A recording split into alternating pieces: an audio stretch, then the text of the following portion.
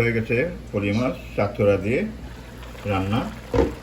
এখন আমি এটাকে অল্প আঁচে রেখে উল্টিয়ে দিলাম।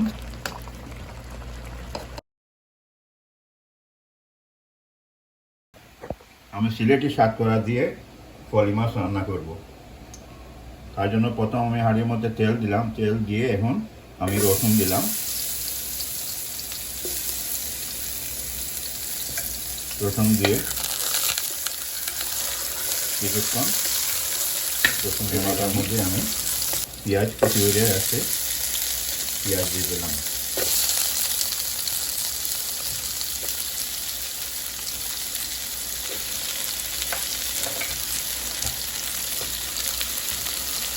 এটাকে ভালোভাবে কষে নেব।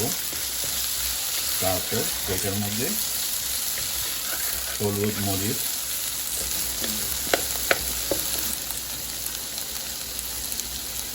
স্বাদ মতো লবণ আপনি পরে দিতে পারবেন।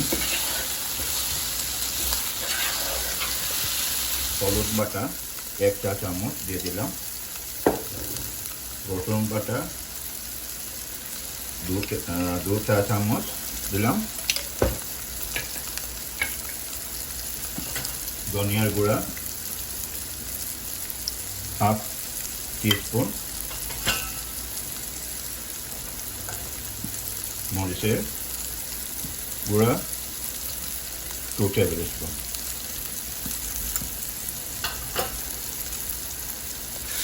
এটাকে একটু কষানোর পর মশলাগুলা মিশ্রণ হওয়ার পরে আমি এটার মধ্যে কাঁচা মরিচ দিয়ে দিব 8 থেকে 10টা মতো।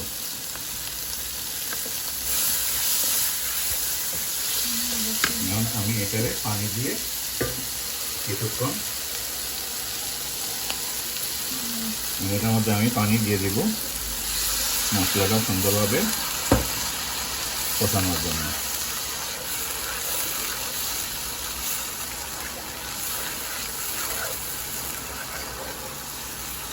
এখানে আমি অল্প ধনিয়া পাতা দিয়ে দিলাম প্রথম।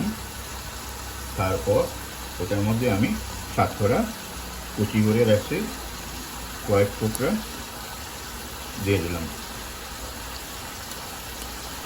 মানে এটা আমার ভালোভাবে কষানোর পর আমি 10 মিনিট ঢেকে রেখে দিব।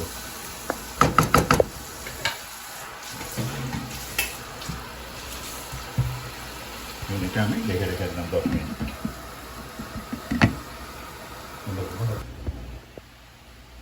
পলি মাছ রান্নার জন্য আমার এখন মশলা কষানো হয়ে গেছে, সাথে সাতকরা।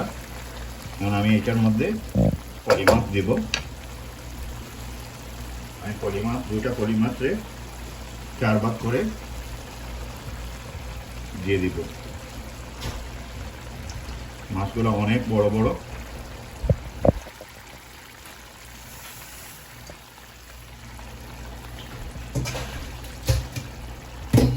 এটার মধ্যে স্বাদের জন্য আমি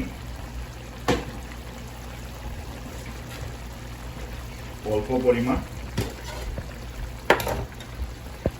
জিরার গুঁড়া অল্প দিলাম।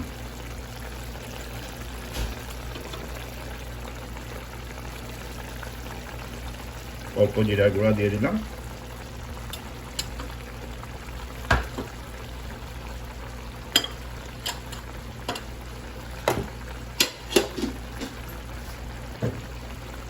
এখন আমি এটারে আপসাইড ডাউন উপর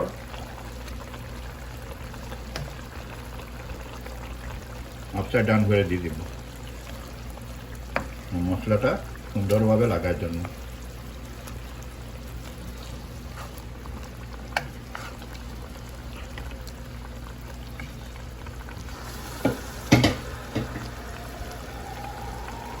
এখন আমি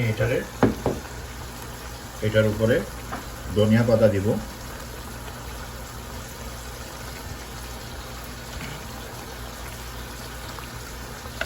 দিয়ে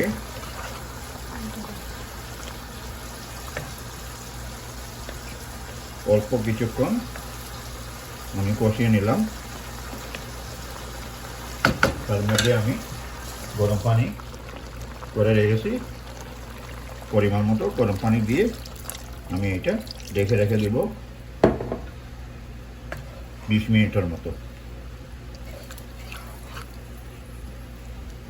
মিডিয়াম আছে।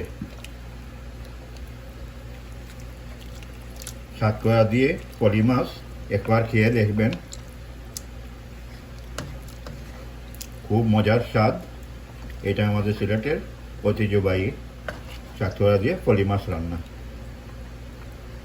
এখন আমি এটারে মিডিয়াম আগুনে রেখে দিব।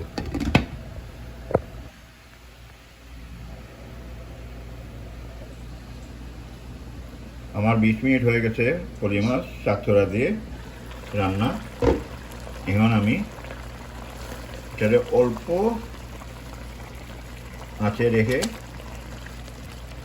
উঠিয়ে দিলাম। সবগুলারে আমি এভাবে উঠিয়ে দিয়ে দেব,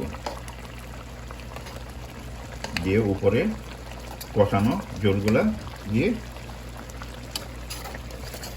আবার 5 মিনিটের মতো রেখে দেব। হয়ে গেল আমার সিলেটি সাতকরা দিয়ে পলি মাছ রান্না।